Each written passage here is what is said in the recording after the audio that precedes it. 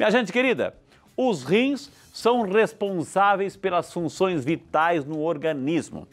Eles têm o formato de um grão de feijão, medindo aproximadamente 12 centímetros e se localizam logo acima da cintura, na região lombar, em ambos os lados da coluna vertebral. Os rins possuem grande reserva fisiológica, o que significa que é possível desenvolver problemas ou doenças renais sem perceber, até que evoluam para o estágio mais avançado.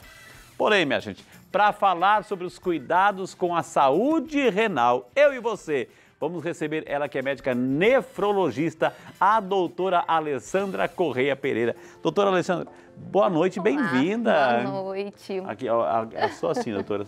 Seja muito bem-vinda. Que honra recebê-la, viu, doutora? Uma honra é minha de ter aceitado esse convite, ter recebido. Muito obrigada. Doutora, é verdade que a gente tem que afogar o rim de tanto água que a gente tem que tomar?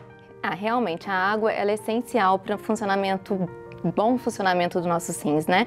Ela lava mesmo, né? Junto com a pressão e tudo que leva até o rim, o filtro faz com que saia o excesso junto com as toxinas e seja eliminado na nossa urina e não fique retido. Então, quanto mais água a gente bebe, mais a gente consegue lavar essas impurezas e previne ainda mais doenças relacionadas ao próprio funcionamento do rim. Vamos falar então sobre esse órgão importante, doutor? Sim. Por favor, sente-se.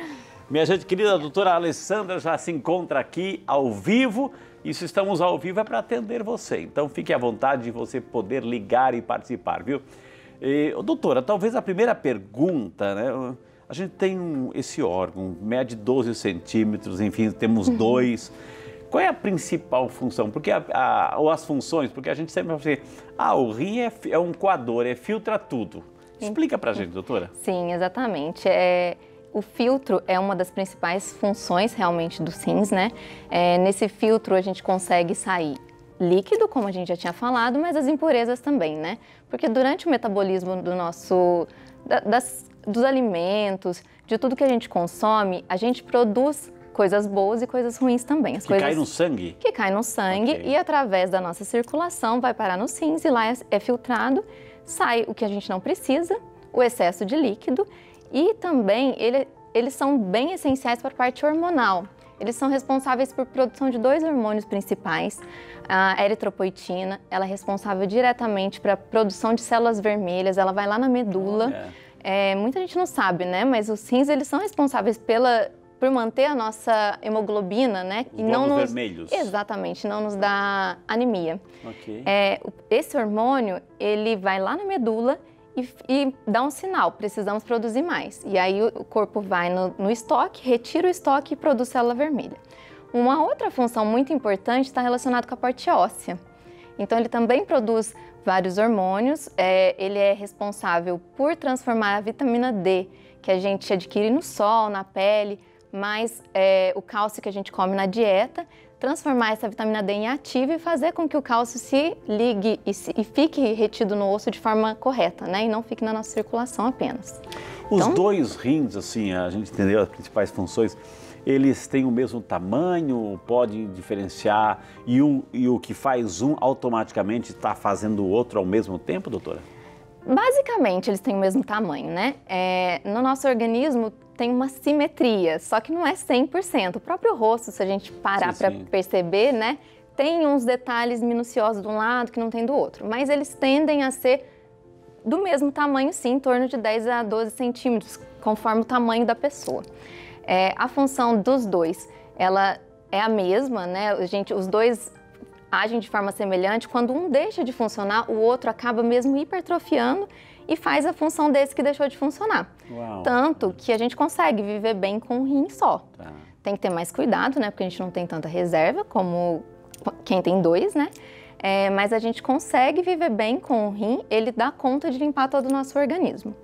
Tem algumas doenças que elas acometem um rim só, não quer dizer que ela vai acometer os dois. Por exemplo, cálculo pode acometer os dois, dependendo do que for formado, mas uma cólica renal, por exemplo, de uma pedra impactando de um lado ou do outro, geralmente é unilateral. Uma infecção geralmente é unilateral. Então vai depender muito da doença que está causando a disfunção, mas ele tende a se adaptar a essas mudanças que ocorrem. Essas doenças, doutora, que a senhora pode até falar, assim, cálculo, insuficiência renal, etc., e outras tantas, elas acontecem por causa do próprio envelhecimento do rim? Ou é o nosso estilo de vida, nosso tipo de alimentação, ou coisas que a gente está colocando para dentro que está ali, tipo bebida, cigarro, que está prejudicando? É muito importante a gente tocar nesse assunto diretamente, porque a principal palavra para os rins, para a gente ter uma boa saúde dos rins, já que esse é o nosso tema, né, é a prevenção. Então, quanto antes a gente descobrir se a gente tem uma deficiência ou não, vai ser melhor para a gente, que a gente consegue bloquear isso e prevenir de levar a insuficiência renal crônica. E quando eu falo em insuficiência renal crônica, são os dois rins funcionando de forma errada, né? Não um apenas, porque como eu disse, o outro se adapta. Então, a doença dos rins, ela é silenciosa, né? Então, isso é muito importante, a questão da prevenção. E muitas doenças são causadoras desses problemas dos rins, né? Hoje no mundo, as principais causas de doença renal crônica, do envelhecimento precoce dos rins, é a pressão alta e a diabetes. Uau! Nos Estados Unidos, principalmente a diabetes, mas no Brasil a principal causa é a hipertensão arterial. E muita gente nem sabe que tem, né? O nosso organismo é muito maravilhoso. E se sabe dar um peso tão pequeno, ou seja, despreza, né? Ah, eu tenho muitas vezes. Porque também, como o nosso organismo ele se adapta, não só os rins, né?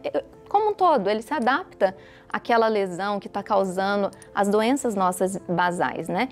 Então, a própria pressão, tem gente que tem e não sente nada. Então, meio que relaxa, né? A diabetes, quando vai dar sinais, quer dizer que já está numa fase mais avançada. E essas duas doenças, elas interferem na parte vascular, microvasos. Então, todos os órgãos que contêm esses microvasos, depende disso para uma boa função, vão ser prejudicados. Já né? que ele é a função de um filtro, ele fica prejudicado. Fica, porque o filtro, as pequenas partes do rim, que chamam glomérulos, né? Que ficam dentro dos rins, que são os filtros, eles dependem da pressão da artéria, do sangue que está chegando ali, né? Então, quando a gente tem uma pressão alta ou uma diabetes, ela justamente lesa essa arterinha que está chegando e vai causando alterações a longo prazo dentro dos rins. Entendi. Para ter uma ideia de tempo de lesão, com 10 anos de um paciente diabético tipo 1 já é suficiente para causar uma lesão renal, e com 5 anos de um paciente diabético tipo 2, porque o tipo 2 é aquele mais adulto, que descobre, né? exatamente, descobre mais tardiamente, a gente não sabe quando começou a lesão. A mesma coisa a pressão arterial. Se é uma pressão que não está controlada, com 10 anos a gente pode já ter lesão renal. Então, por isso que eu bato tanto na tecla de prevenção. E a prevenção é simples, é coisa que a gente sabe, mas que é difícil de pôr em prática. É exercício físico, né? Que a gente fala que tem que fazer e acaba não fazendo. Uma boa alimentação com alimentos saudáveis, evitar muito industrializado, excesso de sal, porque são coisas que sobrecarregam o nosso organismo. Entendi. E vão causar prejuízo a longo prazo. Beber bastante água, que o senhor tinha falado. A doença renal, doutora, é uma doença de gente grande ou uma criança, um adolescente também pode ter? Infelizmente, criança e adolescente pode ter também, né? Mas é uma causa um pouco mais rara do que... Histórico familiar contribui para isso? Contribui, mas as doenças da infância normalmente ou são malformações, uma doença genética que nem sempre o pai teve, né? E as nefrites em si acometem mais as crianças, ou malformação ou as nefrites. Os adultos, esses sim vão ter uma causa genética mais associada. Um exemplo clássico, que é uma causa não tão infrequente, são os rins policísticos. Não é aquele cisto único que a gente às vezes acha no exame que não estava causando dor ou nada assim. São vários cistos que podem acometer os rins, o fígado, outros órgãos. Então, nesse caso, aí sim é genético. Geralmente tem histórico de avós, pais, filhos que vão ter esses cistos, né? O que é um cisto? É um saquinho de urina, é a parte coletora da urina que é produzida. Por algum motivo, ocluiu ali e fez um saquinho de urina. Então, esse é um cisto simples. Quem tem propensão a rim policístico, múltiplos cistos, são vários cistos. Okay. E aí, eles vai comprimindo as estruturas que filtram a urina. Então, nesse caso, nessa doença, aí sim é genético. A gente tem que investigar a família toda. Tem também como prevenir de chegar no estágio final, né, que é tão temido pela população em geral. Porém, a gente precisa de um acompanhamento da família toda. Ô, doutora Alessandra, geralmente quando a gente acorda cedo, etc., né, vai no banheiro, a cor da urina é escura, é um laranja escuro. Sim. Se persistir essa mesma coloração durante o dia, significa que o nosso rim está faltando hidratação, é isso? Exatamente. A água, como a gente falou desde o início, é super importante e a gente consegue medir esse nível de hidratação simplesmente olhando para a urina. A urina, ela dá várias informações para a gente. Ela é mais concentrada, né, mais alaranjada de manhã, porque a gente não bebe tanta água à noite, né? Pelo menos não é para a gente ficar bebendo água à noite, acordando, né, para beber água. Então, ela fica mais concentrada, é o normal. Nosso organismo, ele fica com o que precisa e elimina o que não precisa. Se eu tomei pouca água, ele vai reter toda. Ao longo do dia, não é certo ficar tão escuro assim. Quer dizer que está tomando pouca água. Um outro sinal importante também é a sede. O ideal é a gente não esperar sentir sede para beber água. O ideal é a gente se hidratar ao longo do dia e ter uma garrafinha do lado, de vez em quando, aquele golezinho. E assim, a gente fala sempre de tomar 1,5 litro a 2 litros por dia, o ideal. Não é um valor simplesmente assim da nossa cabeça. A gente faz uma conta mais ou menos de acordo com o peso da pessoa. Então, de 20 a 30 ml por quilo por dia é o ideal.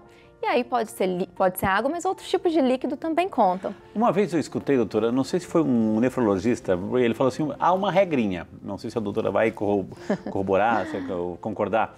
Porque se você vai, né, e vai urinar, então imagina a quantidade que saiu, né?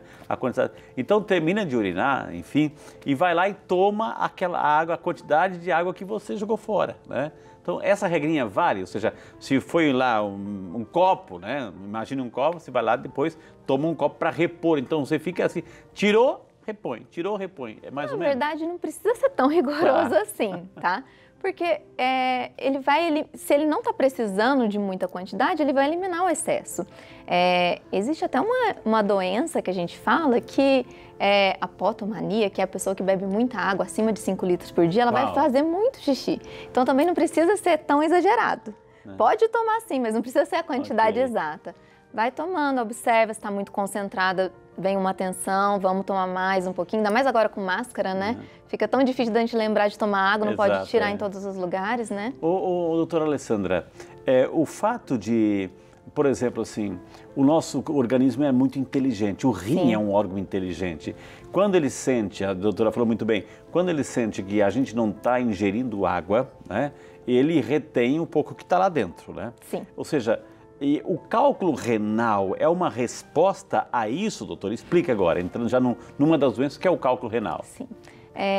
O cálculo renal, ele é a precipitação, porque dentre as toxinas que são eliminadas, tem muitos cristais, né?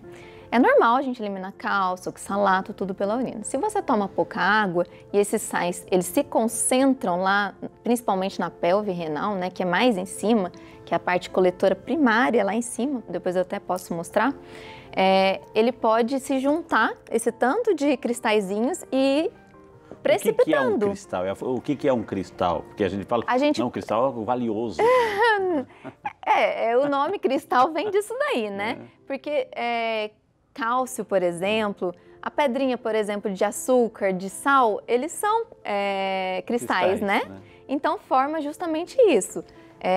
Eles precipitam nessa urina que está mais concentrada, então tem muito sal. E se você bebe pouca água, concentra mais. Se segura muito xixi, fica muito tempo parado. Se você tem uma predisposição, pode ser genética, ou então comeu muito sal, um alimento rico, industrializado, que tem um monte de coisa, vai cada vez concentrar mais dessas toxinas que são que estão em forma de cristais, né? E isso vai se juntando e pode formar pedra. Então, beber muita água, igual eu falei no começo, lavar o rim é importante, porque você vai eliminar esses cristais antes que eles precipitem lá dentro, tá? Então, isso tudo influencia. Claro, tem doenças que favorecem a formação de cálculos independente disso. E a gente tem como tratar isso, mas aí a gente tem que individualizar, né? Coletar exame de urina desse paciente ou não. E investigar melhor o porquê que ele está formando tanta pedra. Doutora, vamos voltar para a questão ali dos cálculos renais, ou seja, por que as pessoas reclamam tanto que é uma dor insuportável quando esses cálculos começam a formar, crescem e eles têm que sair, né? Sim. Explica para nós, doutora. Bom, como eu falei, o cálculo ele pode se precipitar e formar dos dois lados, não necessariamente no mesmo momento, mas pode ser formado dos dois lados. É inevitável, se acontece um, vai ter no outro também ou não? Não necessariamente, mas pode acontecer que se a pessoa, ainda mais se a pessoa é predisposta, ou então tem muito fator de risco de tomar pouca água, de comer comida muito industrializada, isso favorece a formar, e como os dois rins estão funcionando bem, os dois vão poder formar ali um cálculo. Okay. A questão é que o nosso canal da urina, que drena o xixi, né, o líquido filtrado, até a bexiga, ele é estreito, ele tem em média meio centímetro de diâmetro. O ureter, exatamente. E a pedra, se ela tiver menos que isso, ela pode até passar. Porém, nem sempre uma pedra redondinha. Ela pode ser, como eu falei que ela é formada por cristais, toda espiculada. E pontiaguda, assim? Exatamente, pontiaguda. Então pode ser que ela impacte em algum ponto desse ureter. Qual é o calibre, a grossura do calibre do ureter, doutora? Assim, é um fio de caneta? Assim, daquele mais ou menos meio centímetro, tá? Pode variar um pouquinho para cima, um pouquinho para baixo. Uma caneta, o calibre de uma caneta, exatamente, exatamente. E assim, se a pedra for menor que isso, ela pode passar, não causar nada. Ela passa e vai lá para a bexiga. Vai para a bexiga e ela vai precisar ser eliminada pela uretra. A urina da bexiga não vai destruir, não?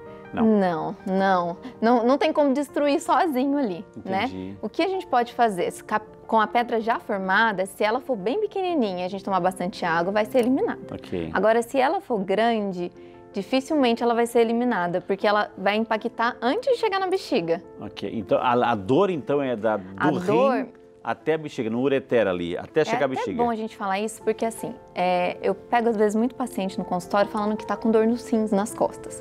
Mas os rins, eles só doem se a cápsula que envolve ele se distende. Dentro dele não tem terminação nervosa. Então, para poder doer, tem que estar uma pedra impactada, o xixi ficar todo acumulado e realmente inchar o rim. Essa é uma maneira de doer. E a outra maneira de doer, são as duas principais, é uma infecção naquele rim que vai causar um edema ali, né, um inchaço, vai distender novamente e vai doer. Então a dor geralmente é unilateral, uma dor muito forte. Quem tem dor fala, principalmente as meninas, que é pior que a dor do parto. E não tem posição, diferente da dor mecânica. A dor da coluna, muscular, que às vezes numa posição que você mexe acaba melhorando. Do rim não. Não costuma melhorar com analgésico normal, a não ser que eu desobstrua o que está causando a dor, tire esse inchaço, ou se for uma infecção que eu trate, né? Então, nesses casos, quando a pedra está maior que meio centímetro, se ela está em alguma porção lá em cima dos coletores, longe, não está obstruindo, a gente não precisa fazer nada, fazer acompanhamento, evitar que forme outra. Agora, se ela está muito grande, ou então está ali impactando, aí a gente tem que ir atrás. Eu tenho que encaminhá-la para o meu colega urologista, que é o médico especialista nas vias urinárias, no órgão genital masculino, mas que é o cirurgião, que daí sim ele vai retirar essa pedra que está obstruindo e causando a dor. Daí eu entro muito na área dele, né? Mas pode ser feito por litotripsia, que é aqueles que quebra. Exatamente. Quebra a pedra. Exatamente. Pode ir pelo canal da urina ir lá e retirar a pedra. Pode ter que passar um duplo J, que é um caninho que fica dentro do ureter, para impedir que essas pedras, fragmentos de pedras quebradas. Um stent lá do coração lá? Mais ou menos. Ele chama duplo J porque ele é em formato de um J. É justamente o formato do nosso ureter. Então, quando a gente quebra a pedra em fragmentos menores, para não acontecer dela impactar, porque ela é cheia de espícula, o duplo J fica ali e essas fragmentos vão passando por dentro dele. Porque são dois caminhos, eu estou vendo duas vias assim, doutora. Do rim do ureter até a bexiga, e chegou na bexiga, tem que passar para a uretra, que é o nosso canal do xixi. Outra via, tem outro trajeto ali. Dos homens é o diâmetro um pouquinho maior que das mulheres. Pode ser a dor duplamente aí, doutora. Mas assim, geralmente quando chega ali, ela já está menor. Ou porque a gente fragmentou em cima, né? Ou porque ela era pequena. Então pode doer na hora de fazer o xixi, mas ela acaba saindo. Entendi. Né? Uma coisa que pode acontecer é a nossa urina ficar vermelha nesse momento. Sangra né? também? Pode sangrar? Pode sangrar. Okay. Doutora, eu vou pedir licença porque o 0300 210 1210 já está funcionando. E é claro, a gente tem a alegria de receber a nossa primeira ligação. Alô, boa noite, dona Celi. Deus abençoe a senhora, seja muito bem-vinda. Fala da onde, querida? Fala do Rio de Janeiro. do Rio de Janeiro. Dona Celi, seja muito bem-vinda. Que Deus abençoe a senhora, viu? Dona Celi está acompanhando Saúde e Fé e o assunto dos rins lhe interessou bastante. Eu sei disso. E a doutora Alessandra está aqui. Qual é a sua pergunta para ela, dona Celi? Então, padre, eu gostaria de saber se quem tem problema de coração grande, aumento no volume do coração, se atinge os rins assim de forma muito acentuada. Muito bem, dona Celi. Clara na pergunta. Muito bem, sim, dona Celi. Um beijo para a senhora. Vai ouvir a resposta aí no conforto da sua casa. Fica com Deus, viu? Pergunta feita, pergunta respondida. Boa noite, dona Celi, tudo bem? Bom, é uma pergunta assim meio complexa de eu tentar explicar, mas eu vou tentar. O coração, quando ele está muito grande, provavelmente veio de algum fator, né? Como eu disse, os rins, eles se influenciam muito pela circulação, né? Então, o que causou o coração grande pode ter sido uma pressão alta de longa data, infartos, ou então até uma doença, Chagas, umas coisas mais raras, pode ter contribuído também para a lesão no rim. A questão é que a circulação, ela se comunica, o nosso corpo é um sistema único. Então, quando o coração está muito inchado, o que pode acontecer é o sangue nos nossos vasos estarem aumentado na parte venosa, né? Porque o coração está inchado, ele não consegue bombear todo o sangue de forma adequada, acaba ficando congestionado mesmo na parte venosa, que é a circulação que sai do resto do organismo e volta para o coração. As artérias levam do coração para os órgãos, para os tecidos e as veias trazem. Então, se fica congestionado ali, fica congestionado no rim também. Então, não chega sangue de forma adequada. Se a doença do coração está compensadinha, não vai ter nenhum impacto direto no rim. Agora, se descompensa essa doença do coração, ele começa a pode ser por uma infecção, ou então um infarto, ou então porque trocou o remédio, aconteceu alguma coisa que descompensou, começou a acumular muito líquido retrogradamente, né, que a gente fala, o rim ele incha também junto com o pulmão, com o coração. E aí ele não consegue filtrar os vasos, os glomérulos, eles que é a unidade que filtra o rim, o sangue, ele também fica inchado, assim como o coração. As veias dele ficam todas inchadas, então não consegue filtrar adequadamente. Então eu preciso compensar o coração para melhorar o rim. Mas geralmente ocorre nessa forma quando o coração descompensa.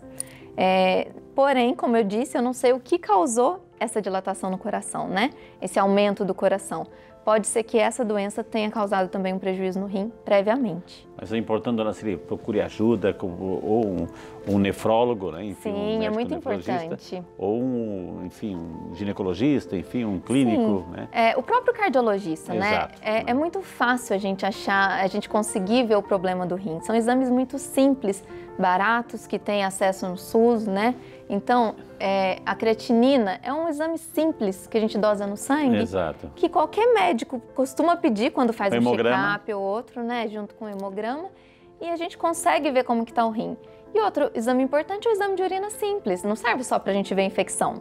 Serve para a gente ver se tem alguma alteração microscópica ali para a gente detectar antes da hora. Então já temos duas dicas, o exame de urina e a creatinina, olha só, viu? Vamos falar sobre isso. Porque agora, de novo, doutora, o 0300 está aí, está acordadíssimo. Alô, boa noite, seu Everaldo.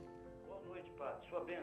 Deus abençoe, seu Ederaldo. Eu falei Everaldo, mas é Ederaldo. Ederaldo, isso. Fala da onde, meu querido? Da cidade de Mogi Guaçu, interior de São Paulo. Mogi Guaçu, conheço, já rezei tantas missas aí em Mogi Guaçu, meu Deus do céu. Seu Ederaldo, o tema também lhe interessou muito, eu tenho certeza disso. E qual é a sua pergunta para a doutora Alessandra, seu Ederaldo? A pergunta é o seguinte, padre, bicarbonato de sódio se pode tomar? Que eu li alguma coisa, em algum livro, não me recordo, que é bom para os rins, para arrebentar a pedra, porque eu tenho cálculos. Certo, seu Ederaldo. Muito obrigado, viu? Ficou claro? A doutora já entendeu e agora o senhor aí no conforto, no seu sofazinho da sala, acompanhando Saúde e Fé, TV Aparecida, vai ouvir a resposta. Boa noite, seu Ederaldo, tudo bem? Bom, o bicarbonato a gente usa em 2 momentos, na verdade, para os rins, né? Quando ele está na fase final, não no caso que o senhor me colocou de pedra, porque o sangue começa a ficar muito ácido, que o rim não está fazendo a função dele, que é balancear esse pH do sangue. Então, nesse caso, a gente costuma usar. No caso da pedra, a gente pode até usar o bicarbonato não como uma quebra da pedra, mas como um preventivo, em alguns casos. Então a gente dosa a urina de 24 horas de quem tem pedra, pelo menos 2 dosagens, e a gente dosa os principais cristais, que a gente tinha comentado, que são os preceptores a formar a pedra, e tem fatores protetores, então eu preciso que a urina esteja num pH adequado. Então tem que ter uma quantidade de bicarbonato e uma quantidade ideal dos outros sais junto na urina.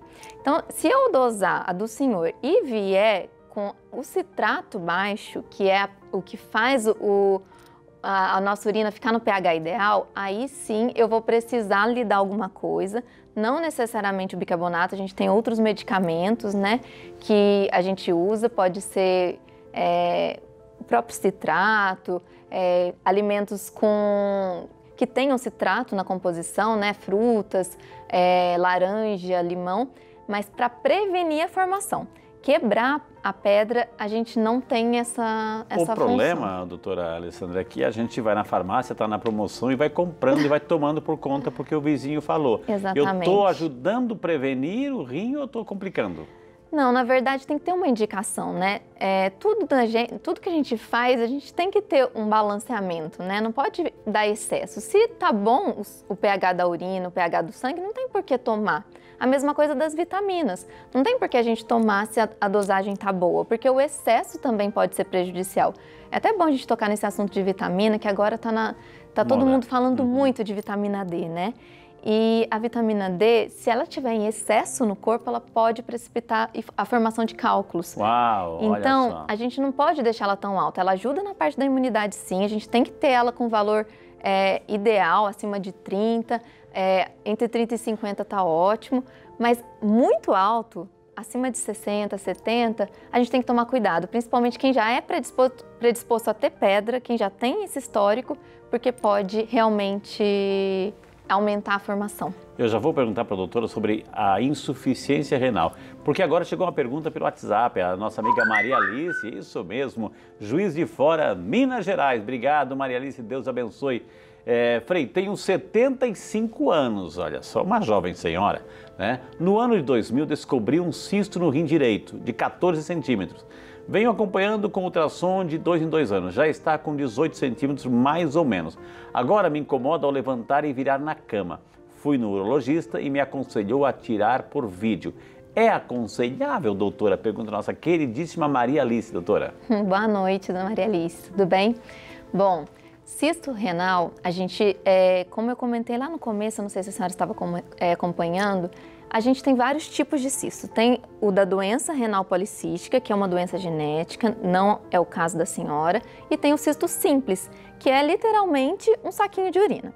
Desde que ele seja pequeno, a gente não precisa se preocupar. Ele não vai virar um tumor, uma coisa maligna. Agora, quando ele começa a ficar muito grande, o problema que ele pode causar é literalmente o que a senhora está sentindo, que é dor, incômodo. Se ele está muito grande, ele pode comprimir uma outra estrutura dentro da barriga e pode até romper, né?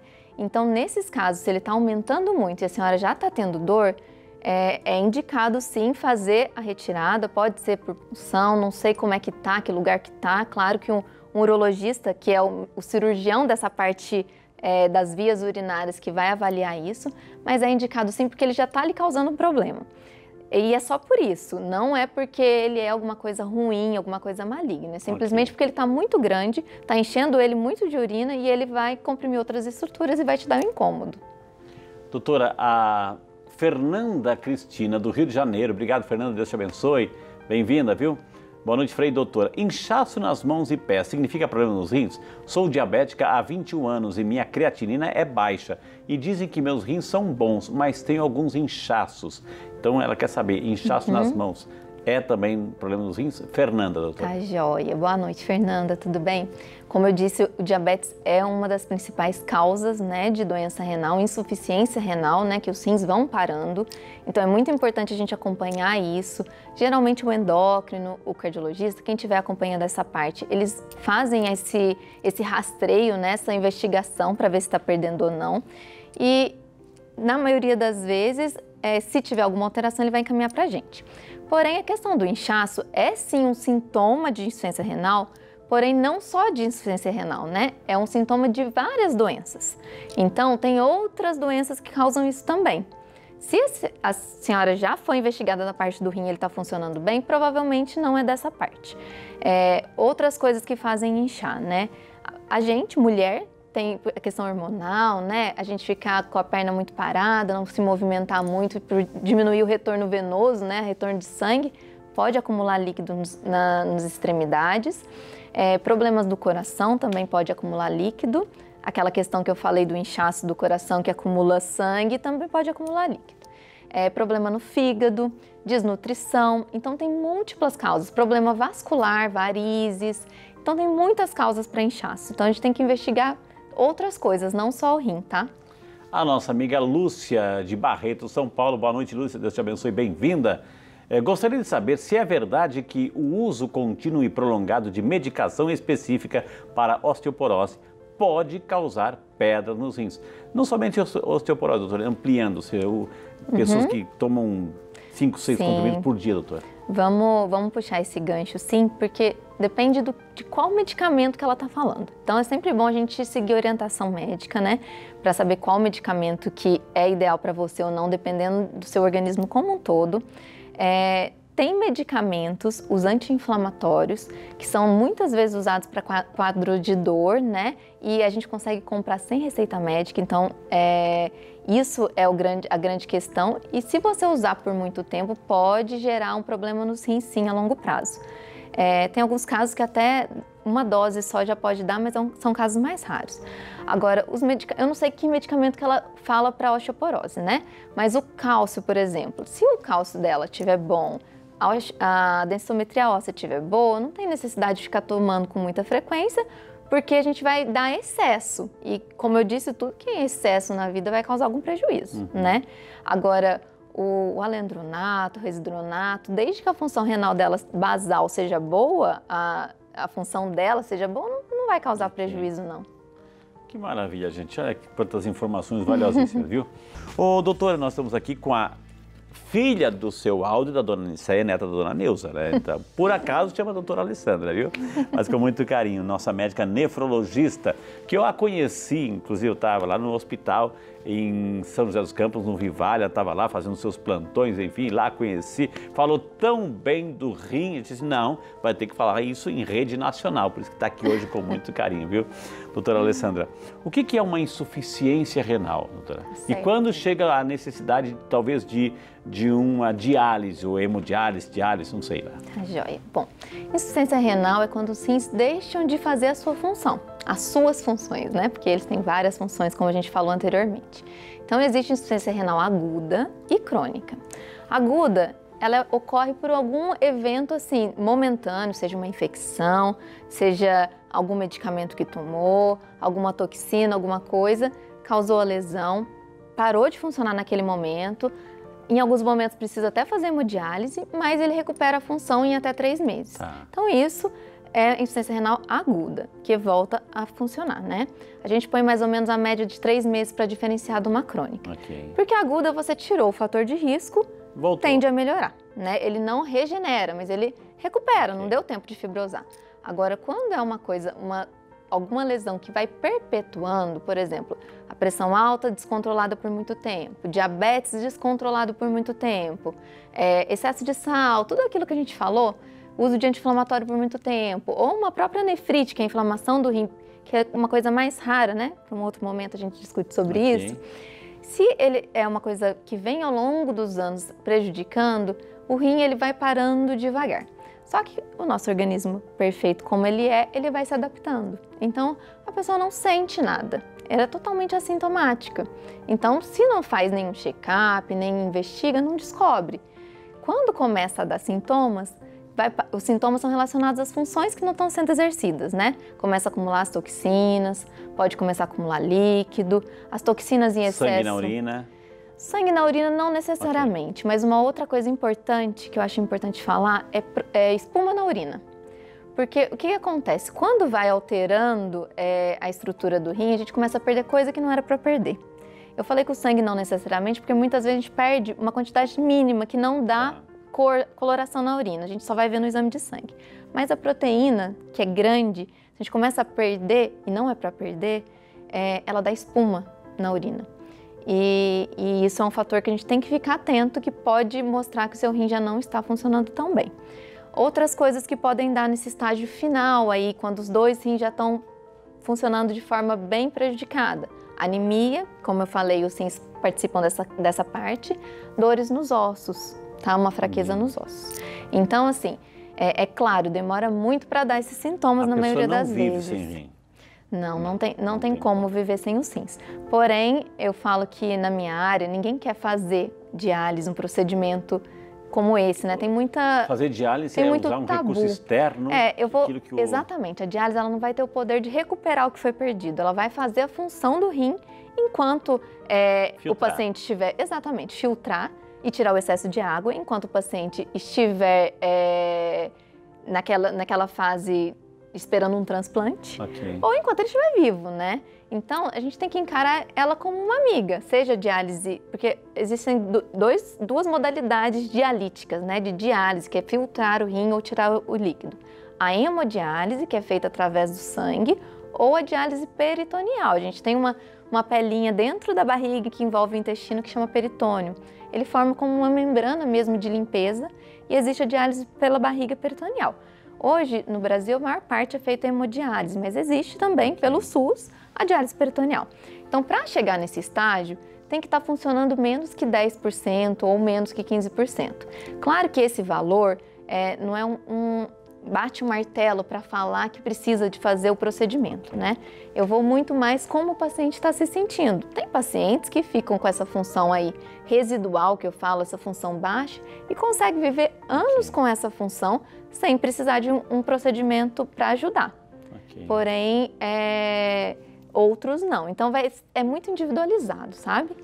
Doutora, vamos a mais uma ligação? Vamos porque sim. A pessoa está esperando, 0300. Alô, boa noite. Boa noite. Boa noite, dona Sandra, seja muito bem-vinda. A senhora fala da onde, dona Sandra? São Paulo, capital. São Paulo, capital, seja muito bem-vindo. Certamente o programa também está muito interessante para a senhora, a ponto de pegar o telefone e ligar para a gente e fazer a pergunta para a doutora Alessandra. Muito especial esse programa. Gostaria até de saber se a gente pode assistir reprise dele. A gente coloca no canal do YouTube, fica lá, armazenado, viu? Né? E qual é a sua pergunta, dona Sandra? Então, meu marido, ele tem 60 anos e ele tem muito cálculo renal. Cada 6 meses ele é internado, ele põe o duplo J, ele faz aquela lipopipsia, né? E eu queria saber, já investigaram de todas as formas, mas a gente não sabe por que acumula tanta pedra. E ele também bebe muito líquido, muito mesmo. Queria saber se não tem ajuda aqui de uma fruta, de um suco, de uma alimentação, porque ele sofre muito de dor. Mas muito. Como é o nome dele? César de Sentimento. O nome? Eu não entendi o nome. César, né? César Zenoni. Um abraço pro seu César aí. Ô, dona Sandra, muitíssimo obrigado, um beijo para vocês aí, que Deus abençoe, muita paz, muita saúde, viu? E vai ouvir, assim, algumas dicas da doutora Alessandra, assim, para complementar aquilo que ele já está fazendo com a medicina, viu? Muitíssimo obrigado, doutora. Sim, Oi, boa noite, viu, dona Sandra, seu César? Obrigada por ligarem. Eu falo sempre que o médico ele nunca é sozinho, né, na nossa profissão. Uma profissão que a gente depende muito de outros colegas. E a nutricionista é muito importante para a gente, tanto na insuficiência renal quanto nos cálculos. Então, eu não sei se ele já faz acompanhamento com algum nutricionista, mas seria muito importante fazer, porque a grande parte das pedras pode ser formada por uma alimentação irregular, né? Com excesso de sal, embutidos. A água ajuda também muito, porém sozinha não vai resolver. Tem que investigar, eu não sei se ele já passou com o nefrologista, se ele já fez aquela rotina de 24 horas de urina, e se ele já investigou doenças genéticas também. Porque existe nefrocalcinose, que é uma entidade que forma cálculos na parte estrutural do rim, não só na parte que coleta a urina, mas nos glomérulos. Tá, mas ele tem um exame específico? Como é que é? Um profissional específico? A gente precisa ver uma imagem do rim dele, né? Uma tomografia, um ultrassom, a tomografia sem contraste, porque o contraste ele se mistura com a pedra, então a gente não consegue definir aonde está a pedra. Ver que tipo que é a pedra dele. Onde é que fica a pedra aí, doutora, no rim? Então, aqui, vamos mostrar um rinzinho, vamos valorizar o nosso... Aqui em cima esse branquinho é suprarrenal, então ela não faz parte do rim. Tá na tela, doutora, pode ver na tela lá. Tá, joia. O rim é só em formato de feijão, como o Frei mesmo disse. A parte de fora são as estruturas que filtram, essa parte mais marronzinha. A parte de dentro é que coleta toda a urina produzida. É claro, a gente não é grande dessa forma, né? Ele se torna grande. É como se fosse uma tubulação, vem pequenininho e forma. As pedras geralmente ficam dentro dessa parte coletora da urina, certo? Que coleta a urina formada. Então, dependendo de onde tiver a formação da pedra, ela pode sim migrar para cá e tá do lado de cá o ureter, né? Impactar no ureter. Aqui é a veia e aqui é a artéria renal. Mas voltando ao questionamento da dona Sandra, existe sim alimentos que a gente pode comer ou evitar para diminuir a formação, mas eu preciso saber que tipo de pedra ele forma para poder definir isso, né? Existe uma análise da pedra que a gente faz em grande centro. Existe uma análise? Sim, mas tem que ser uma análise específica, nem todo laboratório faz essa análise específica. Aquele chá quebra-pedra, muitas pessoas pensam, chá quebra-pedra ajuda? Ele tem uma certa evidência, sim, se a gente vê, mas o que a gente, nefrologista, acredita que o que mais ele favorece é porque é a quantidade de líquido que a pessoa toma, legal, entendeu? Legal, né? Mas ele tem evidência, sim, dentre os chás que a gente vê, ele é o que tem mais evidência de ajudar, né? Entendi. Ele não vai conseguir quebrar uma pedra muito grande, mas ele vai ajudar a não formar cálculos, a diluir mais a urina, certo? Doutora, eu queria continuar o assunto aqui, mas televisão também é um pouco de horário, doutora, assim, né? A gente teve o prazer de conversar com a doutora Alessandra Correia Pereira, a filha do seu Dona Nicéia, a neta da Dona Neuza, tem que deixar bem claro, viu? Quem quiser entrar em contato, gente, é o 12-3924-9300, tá na tela. E tem o Instagram, siga a doutora, @AlessandraCorreiaP, Alessandra Correia P, viu? Doutora, eu queria imensamente agradecer.